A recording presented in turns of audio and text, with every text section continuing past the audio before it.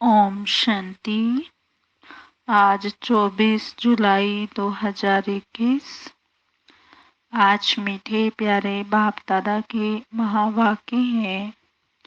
बाबा कहते, मीठे बच्चे, तुम बाप के पास आए हो अपने जीवन हीरे समान बनाने। तुम बाप के पास आए हो अपने जीवन हीरे समान बनाने। बाप की याद से ही ऐसी जीवन बनेगी। बाप की याद से ही ऐसी जीवन बनेगी। प्रश्न, नई दुनिया में ऊंच पद के लिए कौन सा एक मुख्य पुरुषार्थ करना है? बताओ। नई दुनिया में ऊंच पद के लिए कौन सा एक मुख्य पुरुषार्थ करना है? बाबा कहते, मीठे बच्चे, जिन पुराने संबंधियों ने इतना दुखी किया, अब उनके मोह जाल से बुद्धि को निकाल एक मुझे याद करो। उनके साथ रहते भी मन को मेरे में लगाओ। मन मना भव का मंत्र सदा याद रखो, तो तुम नई दुनिया में ऊंच पद पाएंगे।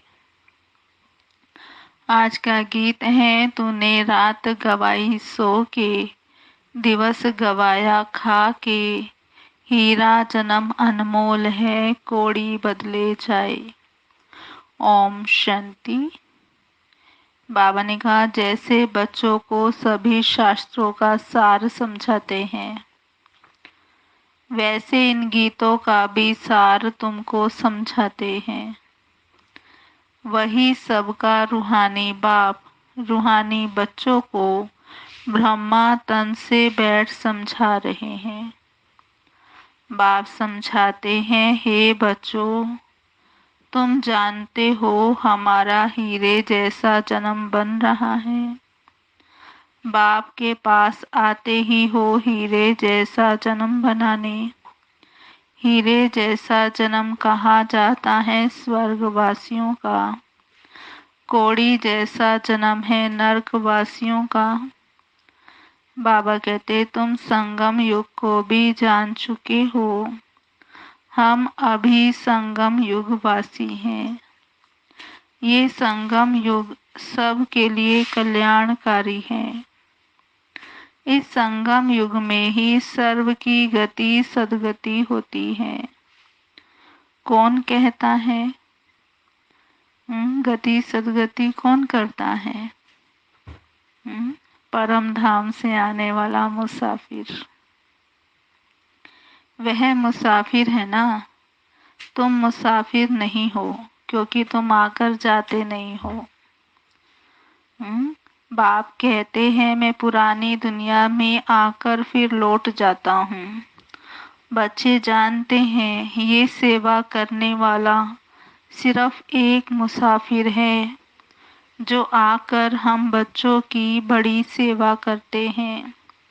ऐसी सेवा और कोई कर ना सके। सेवा के लिए ही पुकारते हैं कि आकर हम पतितों की सेवा करो।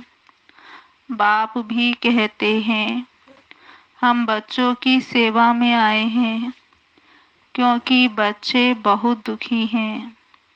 पुकारते भी हैं, हमारे दुख हरो और शांति दो। बाबा ने कहा, देखो कैसे पुकारते हैं। इसलिए दो चीज हमेशा याद रहती है, सुख और शांति। यहाँ दुख और अशांति है, तब पुकारते हैं। बाप ही आकर सारा राज सृष्टि चक्र का बच्चों को समझाते हैं। बाप समझाते हैं, बच्चे समझते हैं। अब भक्ति मार्ग खत्म होता है। कलयुग का अंत माना भक्ति नीचे उतरती है। बाबा ने कहा, ज्ञान से तुम्हारी चढ़ती कला होती है।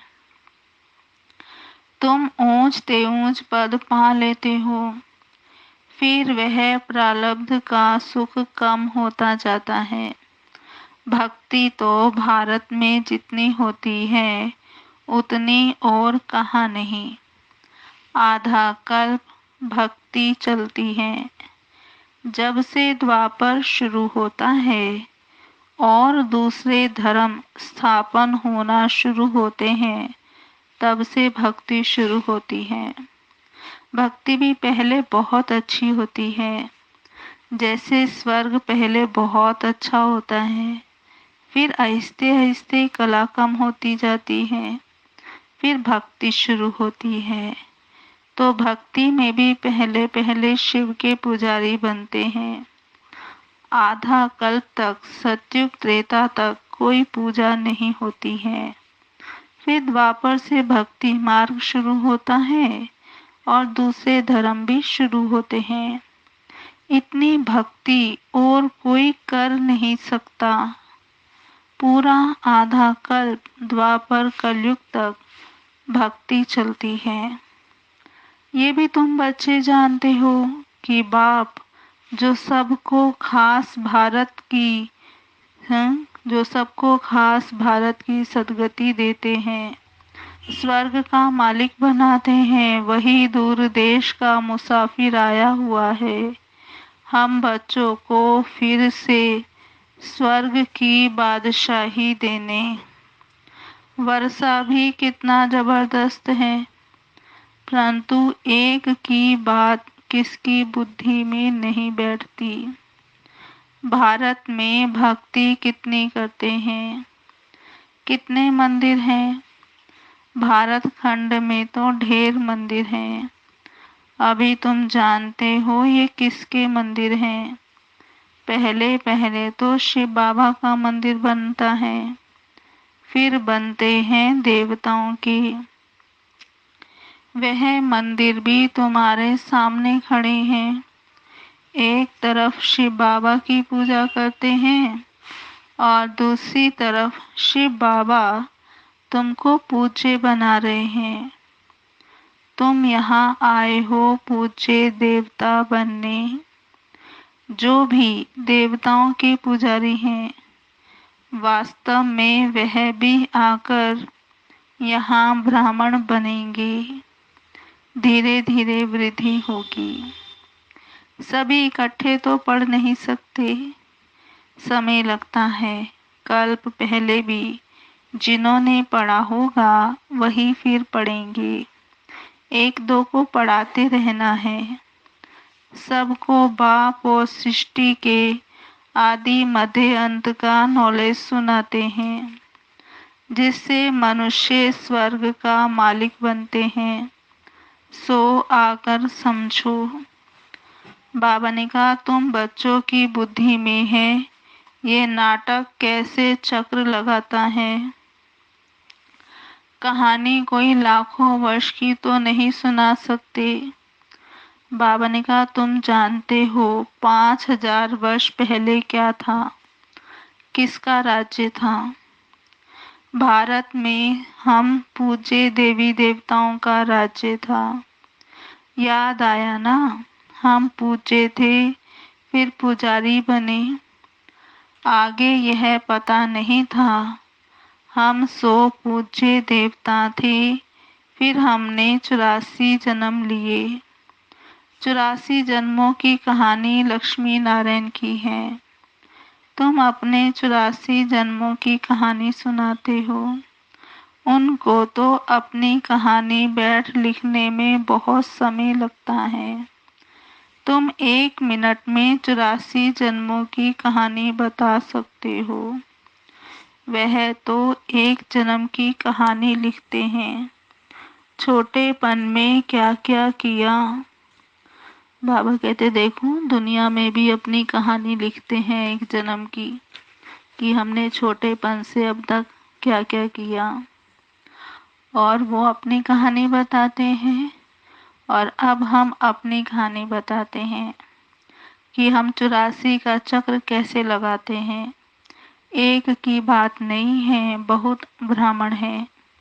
तुम ही इस चक्र को जानते हो। इस चक्र को जानने से तुम राजा रानी बनते हो और फिर औरों को बनाते भी हो। भक्ति भी भारतवासियों जैसी कोई नहीं करते, और जो भी मठ पंथ धर्म आदि हैं वह हमारे भक्ति के समय स्थापन होते हैं। पहले पहले हमारा कितना छोटा फूलों का झाड़ था, रूहानी गार्डन था। तुम चैतन्य फूल थे। इनको कहा जाता है फूलों का बगीचा। फिर वही कांटों का बगीचा होता जाता है। इस समय सब कांटे बन गए हैं। फिर कांटों से फूल कैसे बनना है, सो बाप बैठ समझाते हैं। एक दो को दुख देना कांटा लगाना है। Student life is the best कहा जाता है। वह बहुत अच्छी होती है। बच्चे बच्चियां बड़ी खुशी में पढ़ते रहते हैं। खुशी की और एक दो को कांटा लगाना शुरू किया। बाबा ने कहा देखो खुशी से पढ़ते हैं, लेकिन जब शादी होती है तो एक दो को कांटा लगाते हैं। लेकिन सतयुग में कोई कांटा नहीं लगाते हैं। अभी तुम फूल बनते हो।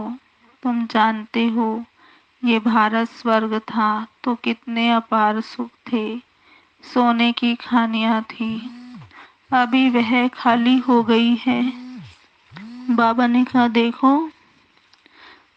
सोने की खानियां सतयुग में, और अभी तो खाली हो गई है। अभी बाबा ने कहा देखो उस समय अमेरिका आदि भी कुछ नहीं होता है। भारत में सोने हीरे जवाहरात की खानियां थी। फिर तुमको सोना भरपूर मिलेगा। उस समय बॉम्बे भी नहीं होती है। वंडर है ना। कलयुग के अंत में कुछ भी सोना देखने में नहीं आता, और फिर सतयुग आदि में सोने की खानियां भरतू होती जाती हैं। सोने के महल बन जाते हैं। वंडर है ना। वहाँ खानियों से कितना ढेर सोना निकालते हैं। जैसे यहाँ मिट्टी की ईंटें बनाते हैं, वैसे वहाँ सोने की ईंटें बनाते हैं। माया मच्छंदर का खेल भी दिखाते हैं। ध्यान में देखा यहाँ तो सोना ही सोना है। बरोबर सतयुग में सोना होगा। यहाँ तो देखो मिट्टी की ईंटें भी नहीं मिलती हैं। बाबा ने कहा यहाँ तो देखो मिट्टी की ईंटें भी नहीं मिलती हैं। जितनी यहाँ ईंटें पैसे से मिलती हैं, उतनी वहाँ सोने की ईंटें मुफ्त मिलती हैं। रात दिन का फर्क है, तो क्यों नहीं पुरुषार्थ करना चाहिए। नई दुनिया में ऊंच पद पाने का यहाँ मोह जाल में क्यों फंसे हुए हो। बाप कहते हैं पुराने संबंधों में तुम कितना दुख उठाते हो। बाबा ऐसे नहीं कहते कि इनको छोड़ दो। सब बुद्धि योग एक बाप से लगाओ तो तुम विश्व के मालिक बन जाएंगे। मन मना भव का अर्थ ही है मुझे याद करो, और विष्णु चतुर्भुज को अर्थात विष्णुपुरी को याद करो। मूल है ही एक अक्षर। भक्ति मार्ग में तो ढेर पंचायत है। बाबा कहते अभी तुम सब आत्माएं आशिक हो एक माशूक परम पिता परमात्मा की। वह तुमको सुखधाम का मालिक बनाते हैं। सब आत्माएं उनको याद करते हैं। तुम रूहानी आशिक रूहानी माशूक के एक ही बार बनते हो। हम रूहानी आशिक रूहानी माशूक के एक ही बार बनते हैं। बाकी तो सब मनुष्य हैं जिस्मानी आशिक माशूक। अभी बेहद के आशिकों को बेहद का माशूक आकर मिला है। उनको कहते भी हैं, आओ आकर हमको पति से पावन बनाओ। एक को ही पुकारते हैं। तुम जानते हो हमारी आत्मा पतित बनी है, इसलिए पुकारते हैं पतित पावन आओ। कुंभ का मेला भी लगता है, कितने जाकर गंगा स्नान करते हैं, फायदा कुछ भी नहीं है, पावन कोई भी बनता नहीं। अभी बाप आकर ज्ञान वर्षा करते हैं, तुम्हारे ऊपर ज्ञान की वर्षा हो रही है, जिससे फिर कांटों का फूल। बाबा ने कहा तुम्हारे ऊपर वर्षा हो रही है, जिससे कांटों का जंगल फूलों का बगीचा बन जाएगा। तुम जानते हो हमारा जब राज्य होगा तो वहाँ कोई पतित होगा ही नहीं। सारे विश्व पर ज्ञान वर्षा हो जाती है, सब कुछ हरा भरा हो जाता है। खानियाँ भी हीरे जवाहरातों की नई बन जाती हैं। अब तुम बच्चों को कितना खुशी में रहना चाहिए। सम्मुख देखते हो बेहद का बाप बैठ समझाते हैं कि तुम मुझे याद करो तो तुम्हारे विकर्म विनाश होंगे। भल तुम कहाँ भी बैठो, स्नान करो, बुद्धि में बाप की याद रहे। वहाँ तो याद करने की फुर्सत है। बाप को जितना याद करेंगे उतनी कमाई है, याद से ही कमाई है। ऐसा कभी सुना कि याद से कमाई होती है? कितनी बड़ी कमाई है। तुम विष्णुपुरी के मालिक बन जाएंगे। तुम जानते हो हम आत्माओं का बाप निराकार है, उसने इस शरीर का आधार लिया है। भागीरथ का भी वर्णन है ना, भाग्यशाली रथ, जिस रथ पर परम पिता परमात्मा की परम आत्मा सवार होती है। आत्मा का रथ जब तैयार होता है तो झट आत्मा आकर प्रवेश करती है। बाप को तो इस रथ में आकर सिर्फ नॉलेज देनी है। इनके भी बहुत जन्मों के अंत के जन्म में जब वानप्रस्थ अवस्था होती है तब बाप कहते हैं मैं आकर इनमें प्रवेश करता हूँ, अथवा इस रथ में विराजमान होता हूँ।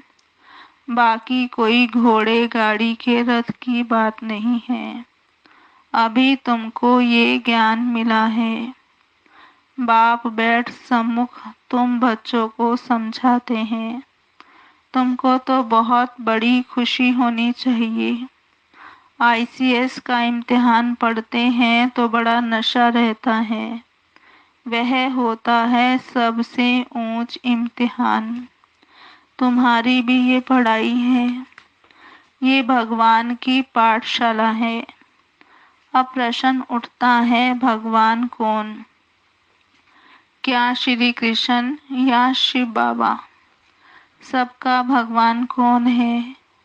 सिवाय एक निराकार के सब तो कृष्ण को मानेंगे नहीं। सभी आत्माओं का बाप वह निराकार परम पिता परमात्मा है। वह सदैव परम धाम में रहते हैं। एक ही बार आते हैं बच्चों को स्वर्ग का मालिक बनाने।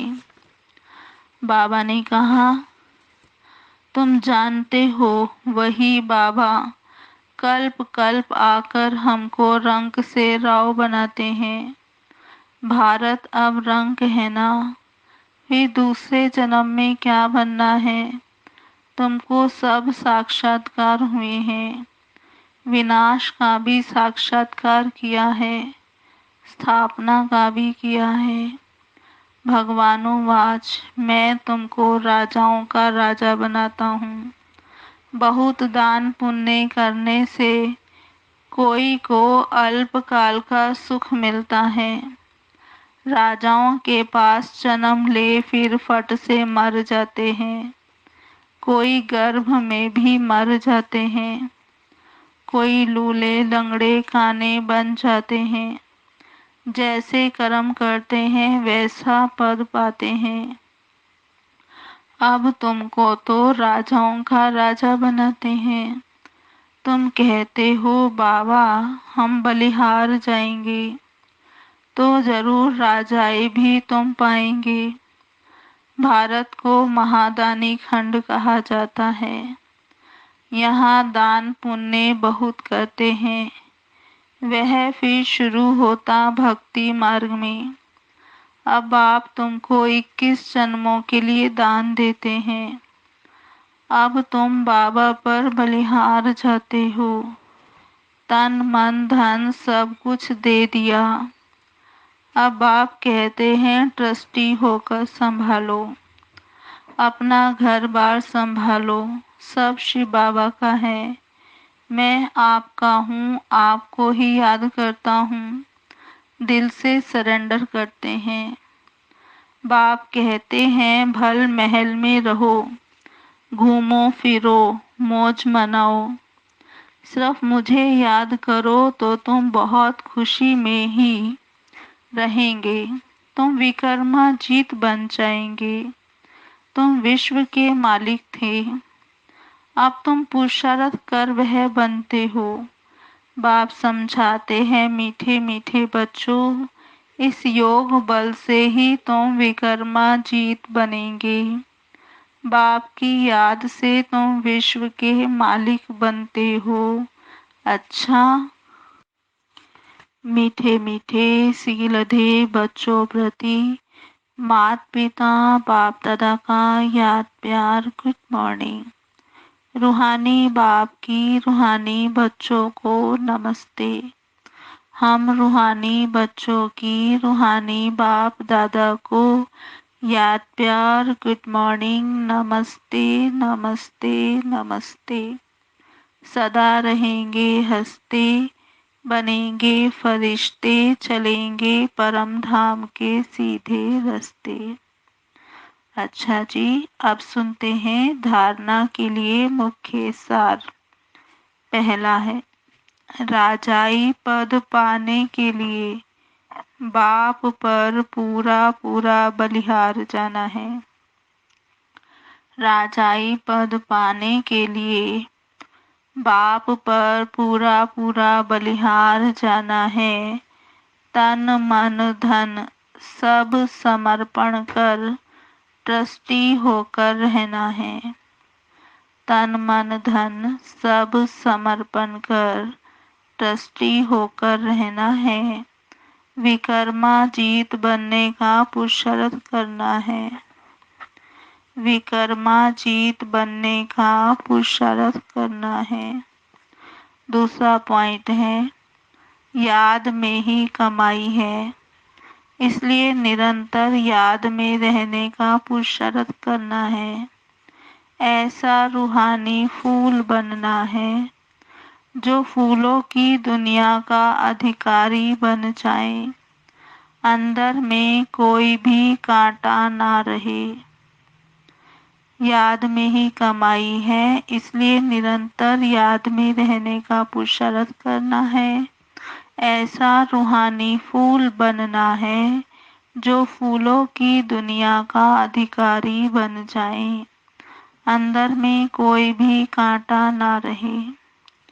आज का वरदान, त्रिकालदर्शी स्थिति में स्थित रहे, सदा अचल और साक्षी रहने वाले नंबर 1 तकदीरवान भव। विस्तार, त्रिकालदर्शी स्थिति में स्थित होकर हर संकल्प हर कर्म करो और हर बात को देखो। यह क्यों, यह क्या, यह क्वेश्चन मार्क ना हो। सदा फुल स्टॉप, नथिंग न्यू। हर आत्मा के पाठ को अच्छी तरह से जानकर पाठ में आओ। आत्माओं के संबंध संपर्क में आते न्यारे और प्यारेपन की समानता रहे, तो हलचल समाप्त हो जाएगी। ऐसे सदा अचल और साक्षी रहना है, यही है नंबर 1 तकदीरवान आत्मा की निशानी। आज का स्लोगन, सहनशीलता के गुण को धारण करो तो कठोर संस्कार भी शीतल हो जाएंगे। सहनशीलता के गुण को धारण करो तो कठोर संस्कार भी शीतल हो जाएंगे। अच्छा जी, ओम शांति। अब सुनते हैं आज की मुरली के स्वमान। मैं आत्मा हीरे समान जीवन वाली हूँ। मैं आत्मा हीरे समान जीवन वाली हूँ। दूसरा स्वमान, मैं आत्मा चढ़ती कला में हूँ। मैं आत्मा चढ़ती कला में हूँ। तीसरा, मैं स्वर्ग की बादशाही ले रही हूँ। मैं आत्मा स्वर्ग की बादशाही ले रही हूँ। चौथा स्वमान, मैं आत्मा पूज्य बन रही हूँ। मैं आत्मा पूज्य बन रही हूँ। पांचवा, मैं चैतन्य फूल हूँ। मैं आत्मा चैतन्य फूल हूँ। छठा, मैं आत्मा स्टूडेंट हूँ। मैं आत्मा स्टूडेंट हूँ। सातवां, मैं आत्मा आशिक हूँ। मैं आत्मा आशिक हूँ। आठवां पॉइंट, मैं आत्मा याद से कमाई कर रही हूँ। मैं आत्मा याद से कमाई कर रही हूँ। नौवां, मैं आत्मा विष्णुपुरी की मालिक बन रही हूँ। मैं आत्मा विष्णुपुरी की मालिक बन रही हूँ। नौवां पॉइंट, मैं आत्मा ट्रस्टी हूँ। मैं आत्मा ट्रस्टी हूँ। 10वां, मैं आत्मा विकर्मा जीत हूँ। मैं आत्मा विकर्मा जीत हूँ। 11वां, मैं आत्मा त्रिकालदर्शी हूँ। मैं आत्मा त्रिकालदर्शी हूँ। 12वां, मैं आत्मा अचल और साक्षी रहने वाली हूँ। मैं आत्मा अचल और साक्षी रहने वाली हूँ। 13वां पॉइंट, मैं आत्मा नंबर 1 तकदीरवान हूँ। मैं आत्मा नंबर 1 तकदीरवान हूँ। 14वां पॉइंट, मैं आत्मा सहनशील हूँ। मैं आत्मा सहनशील हूँ। ओम शांति। अभी सुनते हैं दीदी मनमोहिनी जी की विशेषता। आज की 16वां पॉइंट है, 16वीं विशेषता, लव और ला का बैलेंस।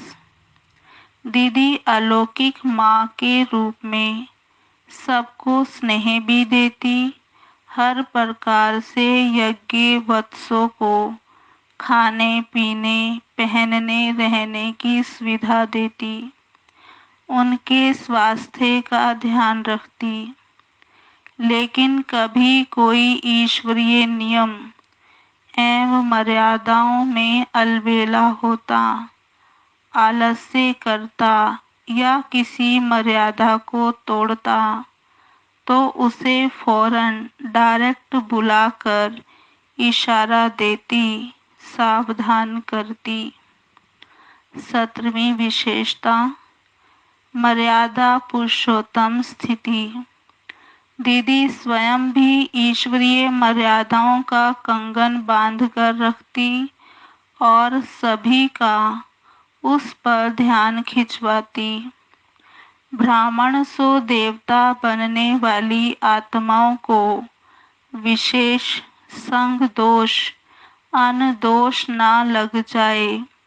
दीदी पहली यही शिक्षा देती कि संग से अपनी संभाल करना, पवित्रता के व्रत को कभी खंडित होने नहीं देना, ब्रह्मचार्य के साथ ब्रह्मचारी बनकर रहना।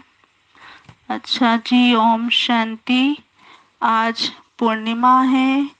आज हम बाबा को भोग स्वीकार कराएंगे। आप भी हमारे साथ भोग स्वीकार कराएं। ओम शांति।